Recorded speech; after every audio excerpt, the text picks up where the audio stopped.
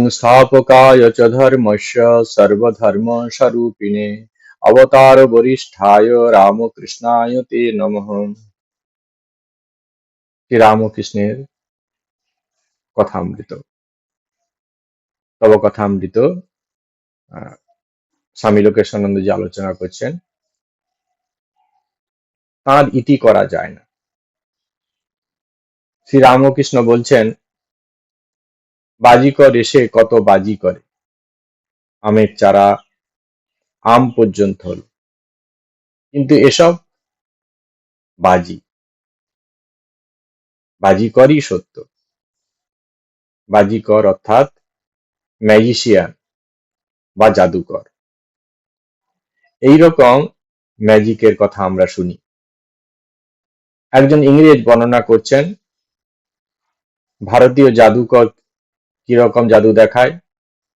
বলছেন, আমি নিজের চোখে দেখেছি। প্রথমে একটা আমের আঁটি নিল, মাটিতে পুঁতলো, একটু জল দিল, সঙ্গে সঙ্গে গাছ বেরোল। গাছ বড় হলো, গাছে ফল হলো, সেই ফল পাকল। তারপর সেই ফল সে কেটে একটু একটু করে সবাইকে খেতে দিল। সবাই খেয়ে দেখলো সত্যি আম।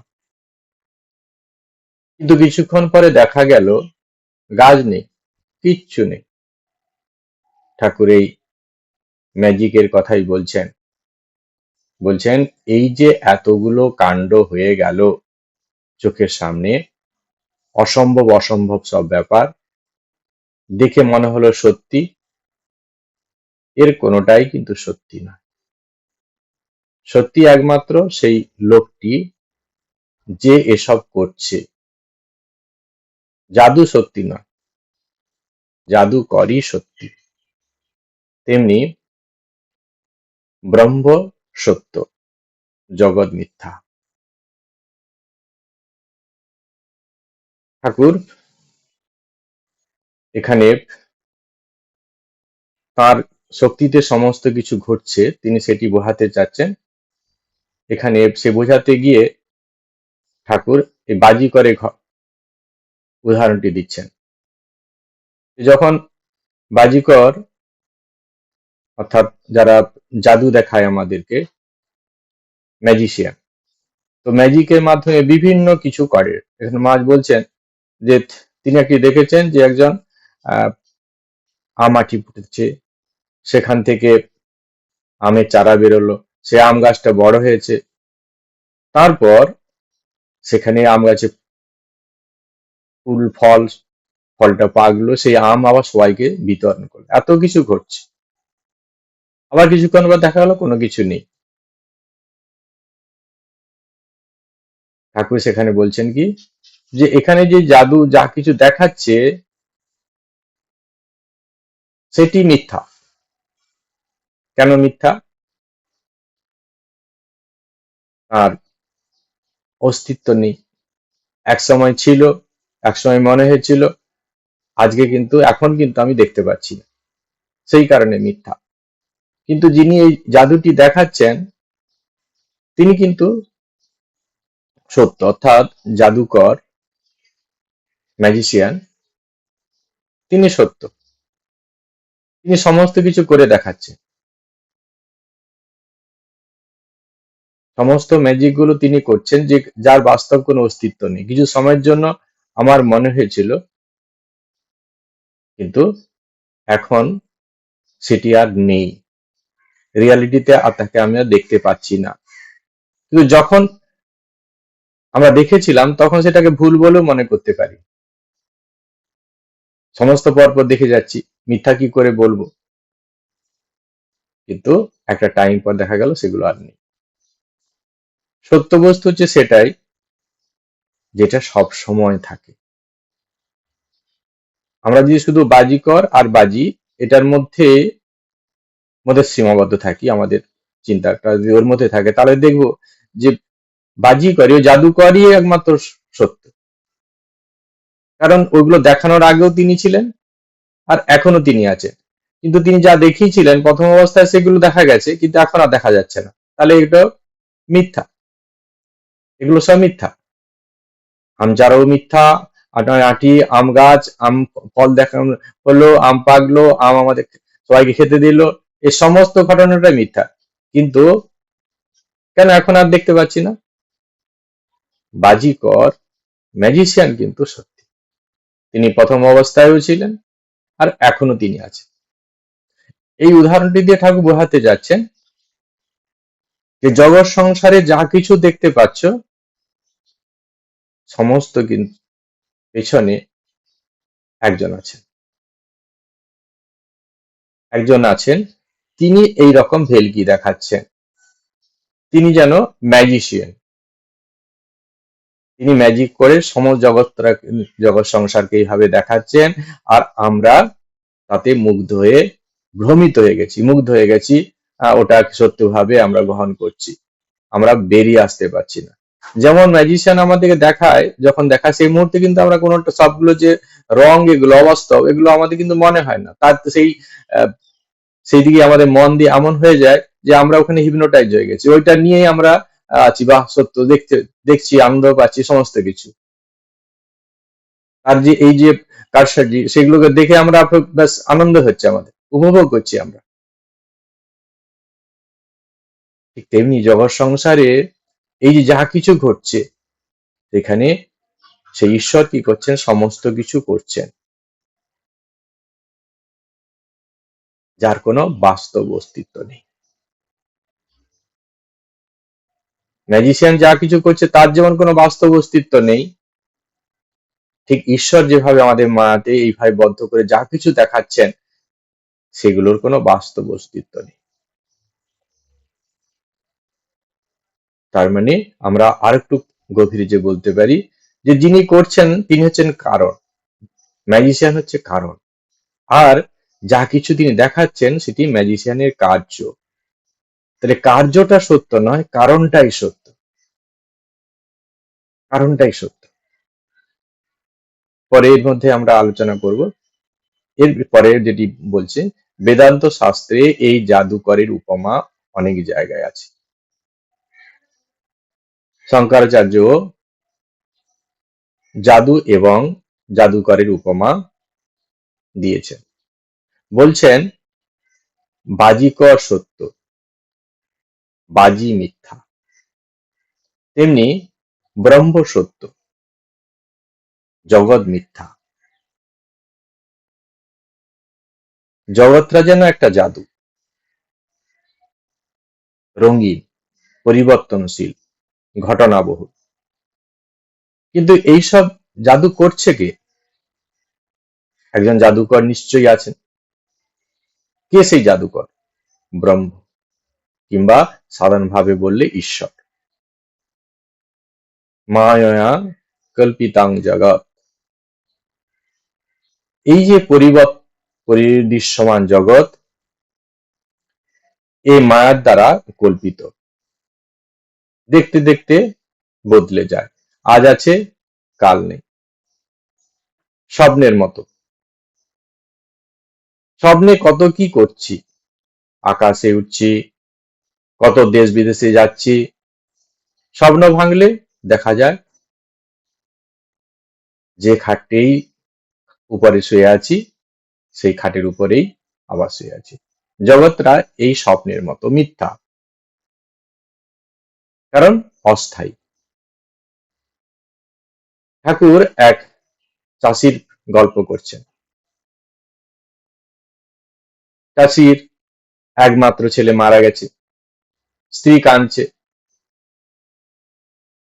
সবাই কাঁদছে, কিন্তু চাষি নির্বিকার। চাষি স্ত্রী বলছে, তোমার কি একটু দয়া মায়া নেই? একমাত্র ছেলে চলে গেল,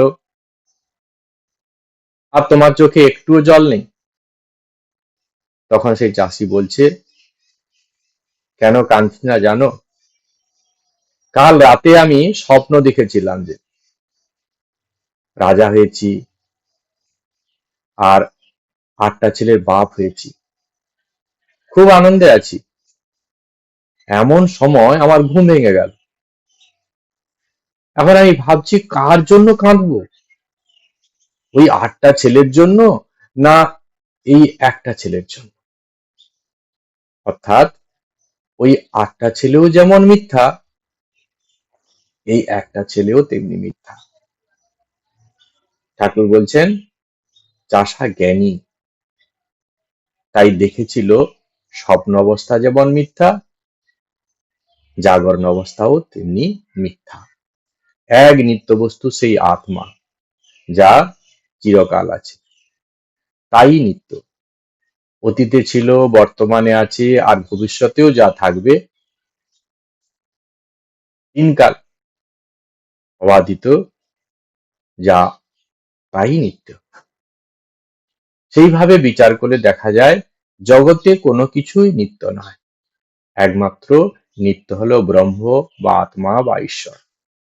ঈশ্বরই বস্তু আর সব অবস্তু। ঈশ্বরই সৎ কিনা নিত্য বস্তু, আর সব অসৎ কিনা অনিত্য বস্তু। তো জগতে ঠাকুর যে এই যে উদাহরণ দিচ্ছেন, তার মধ্যে তিনি একটি বলছেন যে ব্রহ্ম একমাত্র সত্য। শঙ্করাচার্য যারা অদ্বৈতবাদী তারা বলছেন যে ব্রহ্মই একমাত্র সত্য, আর জগৎটা মিথ্যা। জগতে কোনো বাস্তব অস্তিত্ব নেই।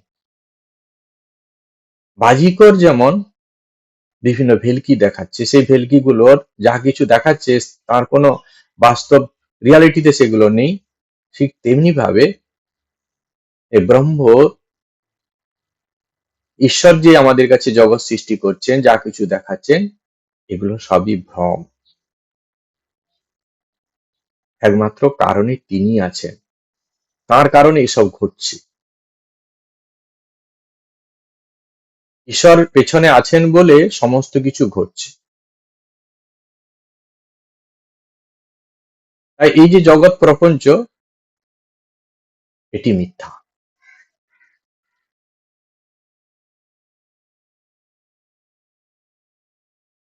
সেই কারণে ঠাকুর এখানে যে স্টোরিটি বলছেন, যে চাষা তার স্ত্রীকে যে বোঝাচ্ছেন, ছেলে মারা গেছে, স্ত্রী বলছে যে দেখো সবাই কান্নাকাটি করছে, তোমার মনে কোনো রকম আফসোস নেই, কোনো কষ্ট হচ্ছে না।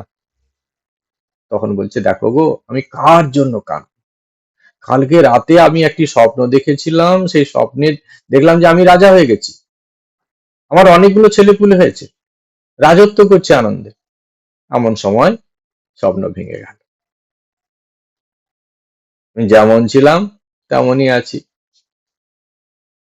যেমন আমি চাষা তেমন চাষাই আছি। তাই কোনটা, কার জন্য কাঁদবো? ওই এক ছেলের জন্য কাঁদবো তার শরীর চলে গেছে বলে, না ওই স্বপ্নে যে দেখেছিলাম যে ছেলেপুলে গুলো তার জন্য কান্নাকাটি করবো?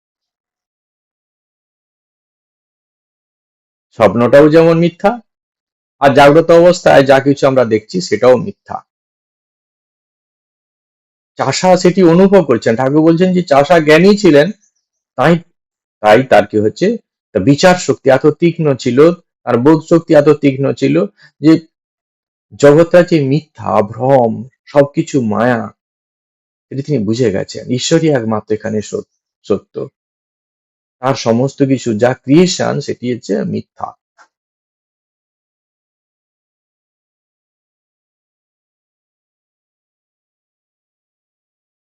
জগতে সমস্ত কিছু যা তিন কালে অস্তিত্ব, আমরা কোনটা বিচার করার জন্য এইভাবে আমাদেরকে ধরতে হবে যে যেটা তিন কালে আছে সেটাই সৎবস্তু। আর যখন দেখা যাচ্ছে যে তিন কালে নেই, কোন একটা সময় ছিল তারপরে তার অস্তিত্ব আমরা দেখতে পাচ্ছি না, তখন তাকে আমরা বলবো এটি নিত্য বস্তু নয়, এটি অনিত্য বস্তু। যেটা পরিবর্তন হচ্ছে প্রত্যেক মুহূর্তে, সেটি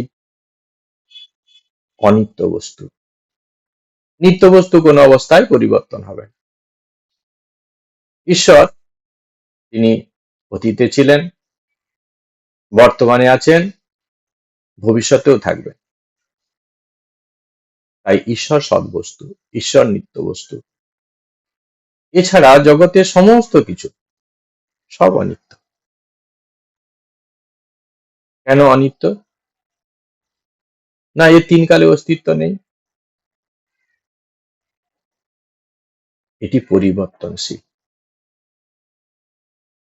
পঞ্চভৌতিক পদার্থ দ্বারা তৈরি, 5 এলিমেন্টস, ক্ষিতি অপ্তেজ মরুদ্ভ, সবগুলোই জড়। এই জড়গুলো জড় জগতের কি হচ্ছে, পরিবর্তন হচ্ছে। জড় সমস্ত কিছু সবসময় পরিবর্তন হয়, চেতনের পরিবর্তন হয় না। আমাদের শরীরে পরিবর্তন হচ্ছে, এই শরীরটা জড়, এই শরীরটা চেতন নয়। যদিও চেতনের মতো মনে হচ্ছে, আসলে এটা জড়। ইট, বালি, সিমেন্ট, পাথর যা কিছু দেখছি তারা যেমন জড়, এই শরীরটাও ঠিক তেমনি জড়। জগৎ সংসারের সমস্ত কিছু জিনিস, যা কিছু আমাদের চোখে পড়ছে, সবকিছু কিন্তু জড়। ঈশ্বরই একমাত্র চৈতন্য, ঈশ্বরই একমাত্র চৈতন্য স্বরূপ। তাহলে আমরা এখন কথা হলো যে আমাদের মধ্যে এই চৈতন্য ভাব আসছে কেন? আমরা ক্লাসে অনেকবার আলোচনা করেছি যে সেই চৈতন্য সত্তা সমস্ত জায়গার মধ্যে আছে। চৈতন্য সত্তা সমস্ত জায়গায় আছে, এমন কোন জায়গা নেই সেখানে চৈতন্য। যেন এই পেশ আমরা যে দেখতে পাচ্ছি, সমস্ত জায়গায়, ঘরের মধ্যে এক পেশ আছে, ঘরের বাইরেও আছে। আকাশ, আকাশ সমস্ত জায়গায়, ঘরের মধ্যেও আকাশ আছে, আবার বাইরেও আকাশ আছে, একই আকাশ। তবে সেই যখন উপযুক্ত মাধ্যমের মধ্যে সেই চৈতন্য সত্তা থাকে, তখন কি হয়, সেই মাধ্যমটি কাজ করতে থাকে, সেই মাধ্যমটি তখন কাজ করতে থাকে। আর আমাদের তখন মনে হয় কি, ভ্রমে আমরা মনে করতে পারি যে যেন ওই বস্তুটি যেন চৈতন্য হয়ে গেছে। তা নয়, কিন্তু আসলে সেই চৈতন্য সব সমস্ত জায়গা আছে, ওই মাধ্যমের মধ্যে থাকে বলেই উপযুক্ত মাধ্যম সেই কারণে কার্যকরী হচ্ছে। যেমন ইলেকট্রিসিটি, সেটা যখন লাইটের মধ্যে আমরা তাকে নিয়ে যাই, তখন তার প্রকাশ দেখতে পাই।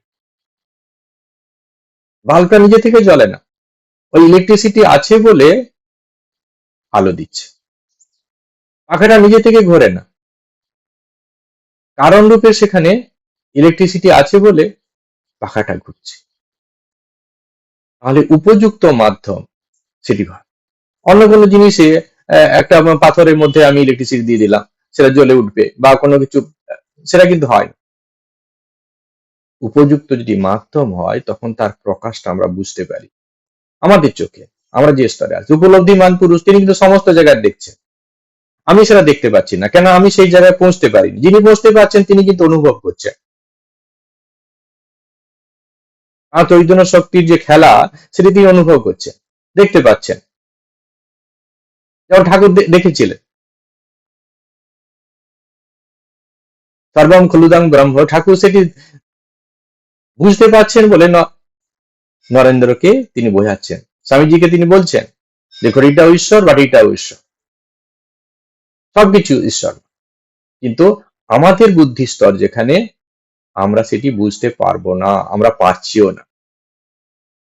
কিন্তু আমার মধ্যেও কিন্তু চৈতন্য সত্তা আছে।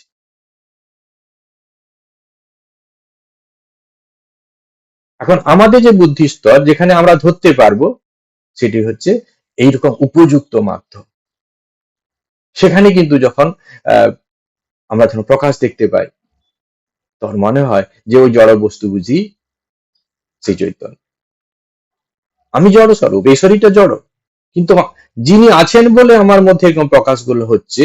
আমি কথা বলছি, আমি সুখ দুঃখের প্রকাশ আমার মধ্যে ঘটছে, ইন্দ্রিয়বৃত্তির প্রকাশ হচ্ছে, ভালো লাগা খারাপ লাগা সমস্ত যে বোধগুলো, তিনি আছেন বলে সম্ভব।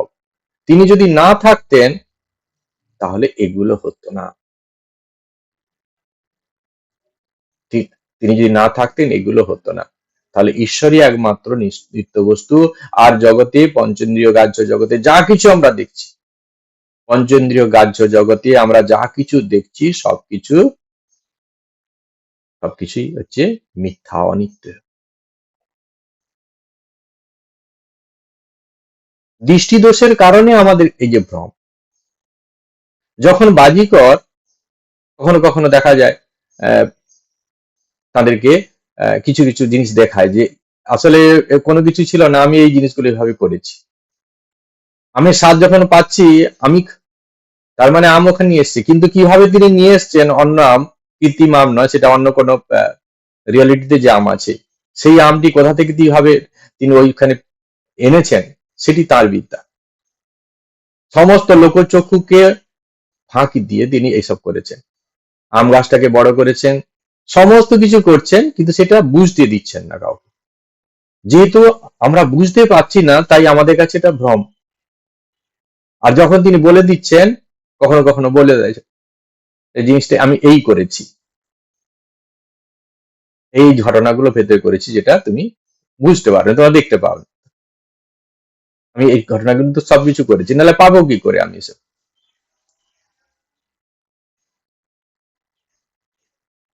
সেই কারণে আমাদের কাছে সেটা, তার জাদুটাও একটা বিরাট কিছু মনে হয়েছিল। ঈশ্বরও সেরকম সমস্ত কিছু করছেন, কিন্তু আমাদের যে বৌদ্ধিক স্তর, বিবেকের স্তর, সেগুলো বুঝতে পারছে না। যিনি সেই জায়গায় পৌঁছে গেছেন, যিনি উপলব্ধিমান পুরুষ, তিনি কিন্তু তাঁর এই যে খেলা, তিনি যে জগৎ সংসারে জগৎ প্রপঞ্চ রচনা করে তিনি যে খেলছেন, সেটি তিনি বুঝতে পারেন। আর তিনি এটি বুঝতে পারেন বলে তিনি নির্লিপ্ত। তিনি বুঝতে পারেন বলে তিনি নির্লিপ্ত, কোনো কিছুতে তিনি জড়িয়ে পড়ছেন না। তিনি কোনো কিছুতে জড়িয়ে পড়ছেন না। কেন জড়িয়ে পড়ছেন না? কারণ এগুলোর কোনো বাস্তব নেই। ঈশ্বরই একমাত্র সত্য বস্তু, আর যা কিছু তার সৃষ্ট যা কিছু সেগুলি মিথ্যা। তার সমস্ত যা কিছু তিনি মিথ্যা। এখন এই যে কথা বলছি, জগৎ সংসারে যা কিছু বলছি সেগুলি মিথ্যা, এটিও আমাদের এক একটা স্তর অনুযায়ী বিচার।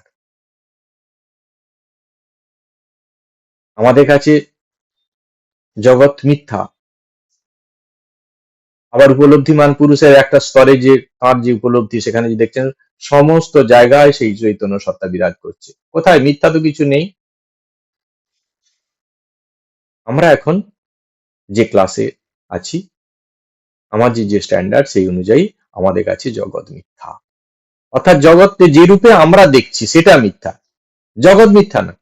এ কথাটা বুঝতে হবে। জগৎ মিথ্যা মানে আহ, এইভাবে নিতে হবে, জগতে যে রূপে আমরা জিনিসগুলোকে দেখছি সেটি মিথ্যা।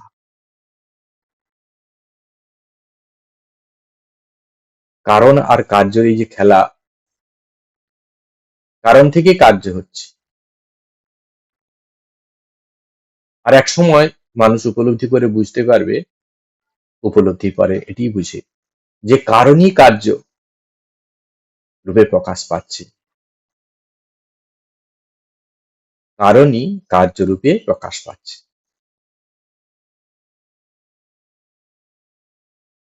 ভ্রমে এরকম আমাদের কাছে মনে হচ্ছে,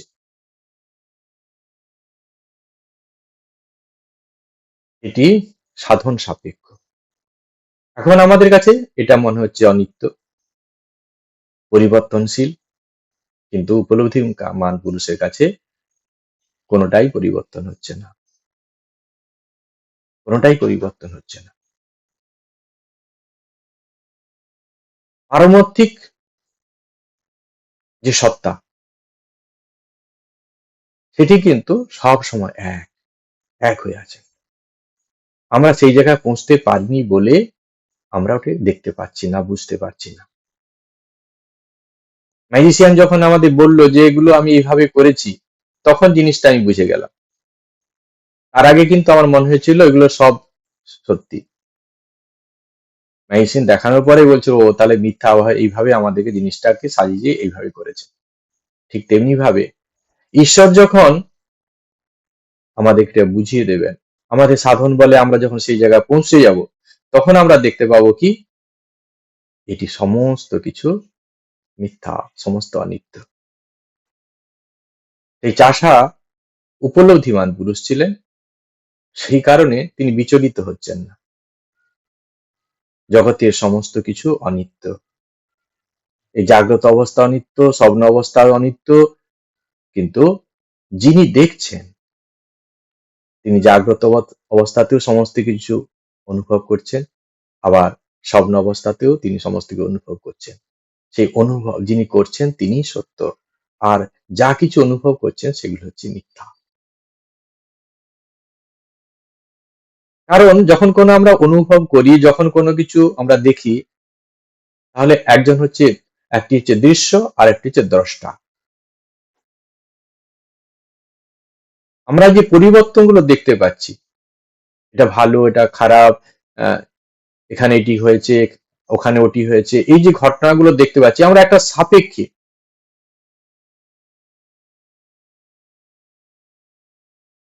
সাপেক্ষে আমরা বিচার করি।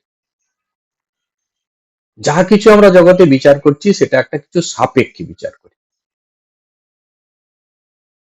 যখন আমরা দাঁড়িয়ে কোনো পালা ওজন করছি, কোনো জিনিসে ওজন নেই, তখন আমরা বাটখারার সাহায্যে সেটিকে ওজন করছি, ওটাকে স্ট্যান্ডার্ড ধরে নিয়েছি।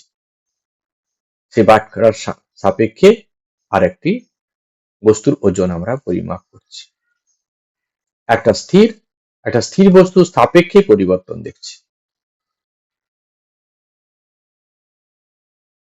যখন একটা মানুষ গতিশীল দেখছি, ছুটছে, একটা বাস ছুটছে, ট্রেন ছুটছে, সেখানে আমরা কি করি? আমরা দেখছি যখন পরিবর্তন হচ্ছে, আমরা নিজে স্থির আছি, সেই জন্য পরিবর্তনটা লক্ষ্য করছি। তাহলে একটা স্থির বস্তু সাপেক্ষেই আর একটা বস্তু চেঞ্জ দেখা যায়। এই যে তাহলে জগৎ সংসারে যে এই যে পরিবর্তন দেখতে পাচ্ছি, যেটা কারণে অনিত্য বলছি, চেঞ্জ হচ্ছে, পরিবর্তন হচ্ছে, তাহলে পরিবর্তন যখন হচ্ছে তার পেছনে নিশ্চয় কোন একটি স্থির বস্তু আছে। এই যে আমার শরীরটা পরিবর্তন হচ্ছে, আমার শিশুকাল ছিল, যৌবন, এই যে আসছে, তাহলে এটা পরিবর্তন হচ্ছে। তাহলে এই যে শরীরের পরিবর্তন হচ্ছে, কিন্তু আমি বলি আমি আছি, তাহলে এই যে বলছি আমি কিন্তু সমস্ত অবস্থায় অবর্তমান। আমি সমস্ত অবস্থায় বর্তমান, সমস্ত অবস্থায় আমি আমার শিশুকালেও ছিলাম, সেই আমি আবার কৈশোর যৌবনের মধ্য দিয়ে যাচ্ছি। আমার শরীরের পরিবর্তন হচ্ছে, কিন্তু আমি সব সময় একলা। আমার শরীরটার বাইরে পরিবর্তন হচ্ছে, কিন্তু আমি একইভাবে আছি।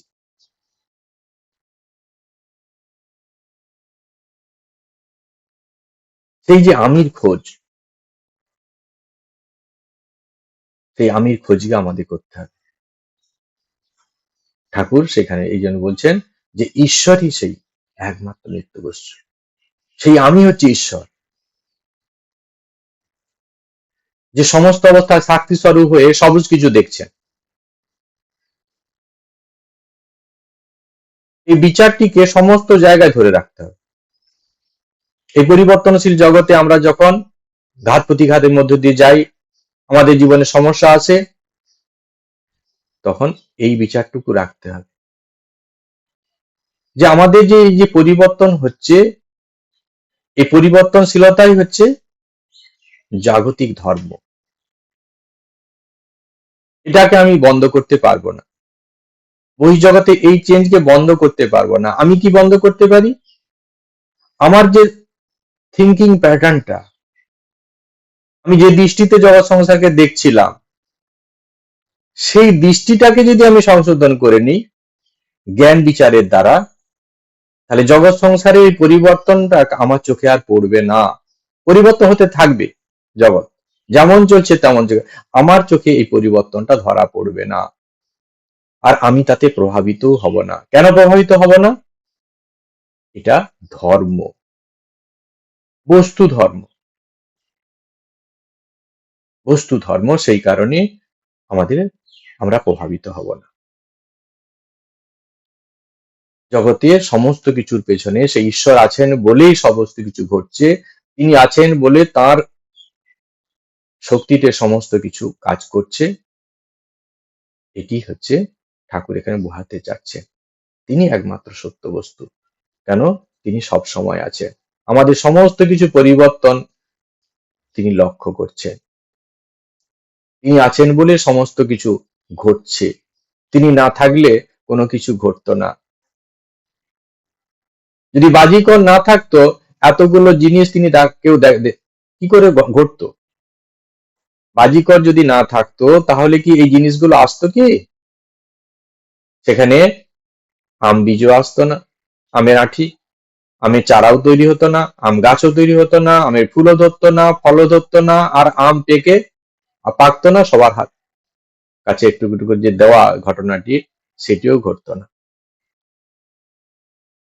বাজিকর ছিল বলে যেমন, ম্যাজিশিয়ান ছিল বলে যেমন সমস্ত ঘটনা সম্ভব হয়েছে, এই জগতে যখন এই ঘটনা ঘটছে সমস্ত কিছুর পেছনে একটা আছে, শক্তি কাজ করছে, একজন আছেন, তার শক্তিতে সমস্ত কিছু ঘটছে। সেটি ঠাকুর এই উদাহরণ দিয়ে সহজ করে বোঝাচ্ছেন যে তিনি হচ্ছে একমাত্র নিত্য বস্তু, আশা অনিত্য, ঈশ্বরের শক্তিতেই সমস্ত কিছু ঘটছে, তার শক্তিতে সমস্ত কিছু, জগতে যা কিছু ঘটছে সবটাই তাঁরই শক্তি। এখানে এইটি অনুভব করতে হবে। আর যখন আমরা এটা বুঝতে পারবো তখন এই পরিবর্তনশীলতা যারা আমরা আলোচনা করলাম এখনই, সেটি আমাদেরকে আর কষ্ট দেবে না। আর যদিও সাময়িক শরীরের ধর্ম, মনের ধর্ম সাময়িক একটু আদ্র মনের চেন পরিবর্তন আসে, আমাদের বিবেক যুক্ত মন, বিচারশীল মন আমাদের কি করবে? আবার বুঝিয়ে দেবে যে জগৎ এরকমই, জগতে এই কারণে আমাদের মধ্যে এই চেনগুলো আসছে। পঞ্চভৌতিক পদার্থের সঙ্গে যে যুক্ত হয়ে যাচ্ছি সেগুলো পরিবর্তনশীল, কিন্তু সেগুলো থেকে আমরা আনন্দ পেতে যাচ্ছি, সেই কারণে আমার মধ্যে কষ্ট হচ্ছে। যেখানে চাষা দেখতে পাচ্ছে সে কোনোটা অ্যাটাচ হচ্ছে না, সে সাক্ষী স্বরূপ হয়ে সমস্ত দেখছে। বাস্তব জগৎ রিয়ালিটিতে যখন তার ছেলে চলে গেছে, মারা গেছে, তাতে তিনি নিবৃত্ত হচ্ছে না, তিনি স্বপ্ন অবস্থা সেই ছেলের কথা ভাবছে যে সেই ছেলেটাকে তো আমি নিমেষের মধ্যে হারিয়ে ফেললাম, আমি রাজা হলাম, কত কিছু সম্পত্তি পাওয়ার সমস্ত এলো, আর নিমেষের মধ্যে চলে গেল। আর এই জগৎ সংসারে যা কিছু আমার প্রাপ্ত হয়েছে, প্রাপ্তি ঘটেছে, এখনো পর্যন্ত সেগুলো অনিত্য, স্বপ্নবৎ, ঈশ্বরই তার খেলা খেলছেন। এটি তিনি বুঝে গেছেন। ভক্তি পথে একরকম বোঝা, আর জ্ঞানের আর এরকম বোঝা। জ্ঞানী ভাবছেন যে আমি সমস্ত কিছু করছি, এ জগৎ সংসারে কোনো অস্তিত্ব নেই, আমার শক্তি সমস্ত কিছু হচ্ছে। আর ভক্ত দেখছেন যে ঈশ্বরই সমস্ত কিছু করছেন, শরীরের পরিবর্তনে ঈশ্বরের দ্বারাই সমস্ত সংগঠিত হচ্ছে। পঞ্চভূতি পদার্থ দিয়ে তিনি তৈরি করেছেন, এই পদার্থগুলো ধর্ম হচ্ছে পরিবর্তনশীল, সেই কারণে এই পরিবর্তন হচ্ছে। আর জগতে এরকম সৃষ্টি স্থিতি প্রলয়, এই যে ঘটনাগুলো সব ঘটতেই থাকবে, অহরহ ঘটছে। এখনই একটা জিনিস আমরা দেখতে পাবো, কিছুদিন পরে সেটার আবার লোপ পেয়ে যাবে। এই জ্ঞানটি সেই চাষা নিজে করেছেন বলে তিনি হচ্ছে সমস্ত অবস্থায় স্থির, তার স্ত্রী কিন্তু ওটি করতে পারেননি। সেই কারণে তার মধ্যে তিনি তলায় হয়ে পড়ছেন যে তুমি বাপ হয়ে এরকম করছো কেন, তোমার মধ্যে একটু অনুশোচনা, একটু কষ্ট হচ্ছে না, তোমার মধ্যে দুঃখ আসছে না, কোনো কিছু নেই। পিতা হিসাবে তোমার মধ্যে কত কষ্ট হবে, সন্তান হারানোর ব্যথায় তুমি ব্যথিত হয়ে যাবে, কোনো কিছু নেই। কারণ তিনি তো জ্ঞানে প্রতিষ্ঠিত, ঠাকুর বলছেন তিনি জ্ঞানে প্রতিষ্ঠিত বলে তার মধ্যে কোনো কিছু হচ্ছে না। তাই তিনি কি করছেন? এটাকে স্বাভাবিক ভাবে নিচ্ছেন। আমরা যখন সেই জায়গায় পৌঁছতে যাব, আমরা যখন নিজের বিচারটাকে যে ঠিক রাখি, সাধন ভজনের সঙ্গে সঙ্গে নিজের এইরকম আত্মবিচার আমাদের চাই, সমস্ত কিছু বিচার, যা কিছু ঘটছে তার মধ্যে একটা বিচার চাই।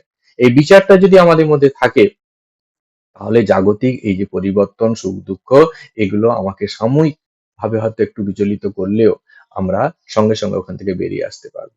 সঙ্গে সঙ্গে আমরা বেরিয়ে আসতে পারবো যে এটা জগৎ মানে এরকম। আজকে এই পর্যন্ত। ভালো থাকুন, আনন্দে থাকুন। ওম শান্তি শান্তি শান্তি। হরি ওম তৎসৎ। শ্রীরামকৃষ্ণার্পণমস্তু।